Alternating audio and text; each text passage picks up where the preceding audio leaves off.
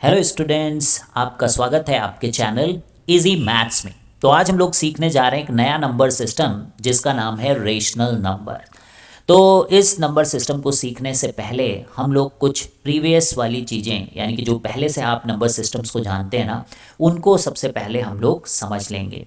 तो वो कौन से नंबर सिस्टम हैं जो हम बचपन से पढ़ते आ रहे हैं। तो उनमें से सबसे पहला जो हम पढ़ते आ रहे हैं वो है काउंटिंग नंबर्स।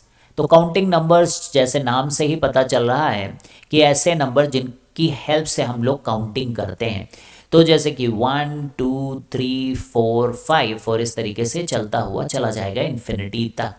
तो देखिए, इनको काउंटिंग नंबर्स भी बोलते हैं और ये काफ़ी नेचुरल हैं, जिन्हें हम समझ सकते हैं, हम देख सकते हैं कि भाई एक टॉफ़ी, दो टॉफ़ी, तीन टॉफ़ी है ना। तो इसलिए इनको नेचुरल नंबर्स भी बोलते हैं और इसे कैपिटल एन से शो किया जाता है। ठीक है, तो ये हमें पता है। फिर उसके बाद आता है होल नंबर। उसके बाद आता है होल नंबर। तो वो क्या होता है, तो देखिए होल नंबर के अंदर आया है, यहाँ पे जीरो से शुरुआत होती है, यानी कि हम लोगों ने अब जीरो को भी अपने नंबर सिस्टम में डाला। अब क्योंकि ये एक एक्स्ट्रा चीज़ हम लोगों ने यहाँ पे डाल दी ना, तो पूरा नंबर सिस्टम ही हमने बोल दिया होल नंबर है।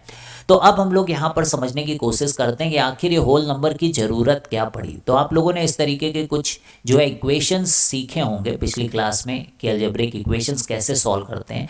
तो मान लीजिए हमारे पास है x+2 = 13। ऐसा कोई भी इक्वेशन हो सकता है, जैसे कि एक और मैं आपको एग्जांपल दूं कि x+4 = 11 मान लीजिए। तो देखिए, इन दोनों इक्वेशंस को जब हम लोग सॉल्व करते हैं तो हमारे पास आता है 13 - 2, है ना। जब इधर भेजते हो तो माइनस हो जाता है। तो ये बन गया x = 11। ठीक है, अब इस वाले क्वेश्चन को सॉल्व करें तो यहाँ पे 11 में से 4 चला गया एंड यू नो कि ये 7 आएगा। तो देखिए, यहाँ तक तो कोई दिक्कत नहीं आती। अगर हम लोग नेचुरल नंबर्स में काम कर रहे होते तो हमारे रिजल्ट्स देखिए नेचुरल नंबर में आ रहे हैं। लेकिन अब एक इक्वेशन जो एनसीईआरटी में यहाँ पे दिया गया है, दैट इज x+5 = 5। अब देखिए, आप गए x = 5 - 5, यानी 5 चीज़ें थी और पांचों हटा दी। लेकिन हमारे नंबर तो 1 2 3 4 5 ही आते हैं। अब यहाँ आप फंस गए क्योंकि 5 चीज़ें थी और पांचों हटा दी, तो आपको समझ में नहीं आ रहा कि x को क्या वैल्यू दें। एक्चुअली में 1 2 3 4 5 कुछ भी नहीं दे सकते। तो लोगों को लगा नहीं, अगर जितनी चीज़ हैं और उतने ही घटा दो तो कोई तो नंबर होना चाहिए इस बात को बताने के लिए, जिससे हम इस प्रकार की इक्वेशंस को सॉल्व कर पाएँ। तो ऑब्वियसली फिर वहाँ से जीरो आया, जिसका मतलब होता था कि कुछ भी नहीं बचा, यानी कि 5 चीज़ें और पांचों ही आपके पास से चली गई। तो आपके पास क्या बचा? कुछ नहीं।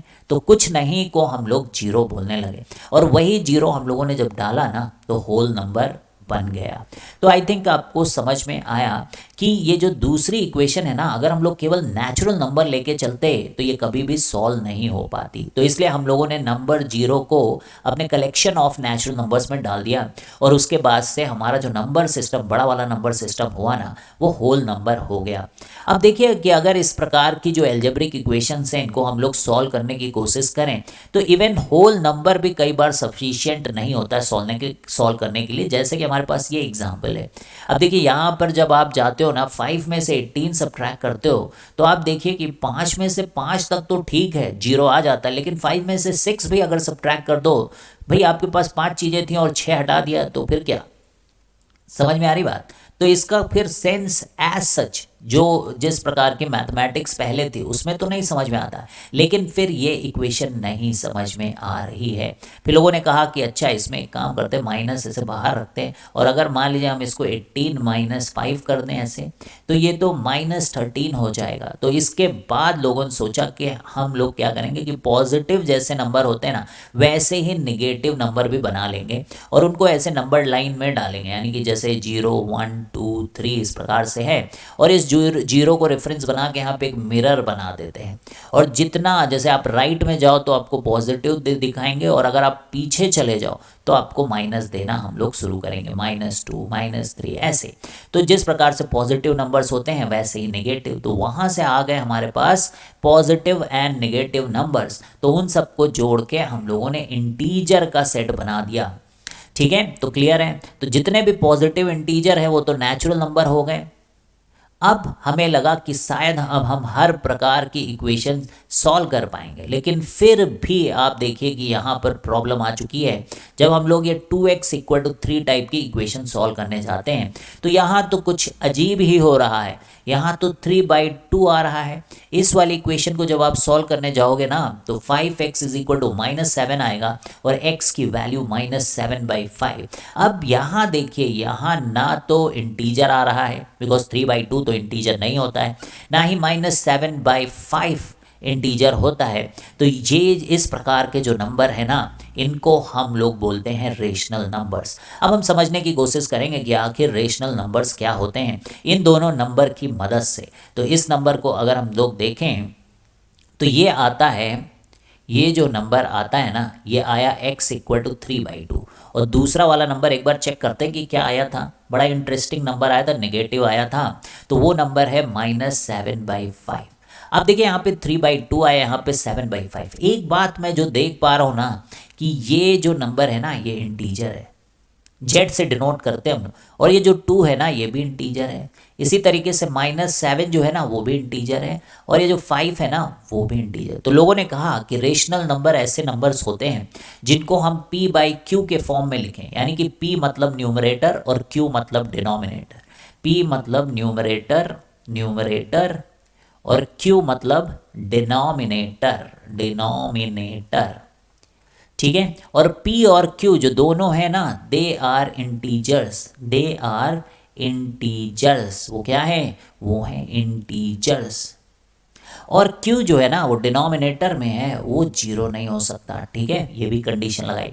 तो हम लोगों ने कहा कि भाई p और q इंटीजर्स के लिए हम लोगों ने जो सिंबल यूज़ किया ना, जेड, देखियो ये लिखने का तरीका है, p, q belongs to integers and q is not equal to 0। तो ये कह के जो भी नंबर इस प्रकार से लिखे जा सकते हैं उनको हम लोग बोलेंगे रेशनल नंबर। तो किसी के दिमाग में आया, क्या हम 5 को भी रेशनल नंबर बोल सकते हैं? यस। आज तक आपने जितने नंबर पढ़े हैं ना, जैसे कि नेचुरल नंबर हो, होल नंबर हो, इंटीजर हो, वो सब रेशनल नंबर होते हैं। इनफैक्ट अब तो ज़्यादा हो गए, जैसे 5/3।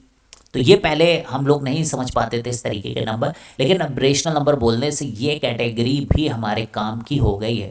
लेकिन क्वेश्चन तो यही था कि 5 कैसे रेशनल नंबर है भाई, इसको कैसे p/q के फॉर्म में लिखेंगे? तो फिर यहाँ मैं समझ पाया इस बात को कि बच्चे का क्वेश्चन तो सही है, बहुत बढ़िया क्वेश्चन है। अब हम क्या करेंगे, डिनोमिनेटर में 1 लिख देंगे। अब 1 इंटीजर होता है कि नहीं? तो यानी कि कोई भी नेचुरल नंबर हो, वो एक्चुअली में उसके डिनोमिनेटर में 1 है जो दिख नहीं रहा है। जैसे किसी ने कहा 13 अच्छा करके दिखाओ, तो उसके नीचे आपने 1 डाल दिया, तो क्या हो गया? ये बन गया ना रेशनल नंबर। अच्छा कहो -5, अरे तो क्या हो गया? अब नीचे 1 डाल दो। अच्छा जीरो कैसे करेंगे भाई? जीरो के नीचे आप कुछ भी डाल दो, बस जीरो मत डालना। ठीक है, 0/5 इज ऑल्सो जीरो। तो समझ में आया?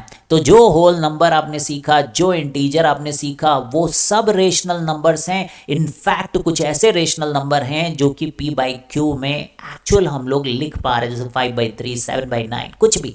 तो इस तरीके से जो हमारा नंबर सिस्टम है ना, वो काफ़ी बढ़ चुका है। तो आई होप कि आपने जो है अभी रेशनल नंबर तो समझ लिया है। अब आगे हम लोग इनकी प्रॉपर्टीज़ को सीखेंगे। तो आप ज़रूर कमेंट करिएगा कि आपको अच्छा लग रहा है कि नहीं अच्छा लग रहा है। आप ज़रूर अपने जो है कमेंट्स करें, चैनल को सब्सक्राइब करें। और जैसे आप के काफ़ी प्यार मोहब्बत दिखेगा और आप ये कंप्लीट कर लोगे, we will move to next topic, that is properties of rational number. चलिए bye bye guys, thank you.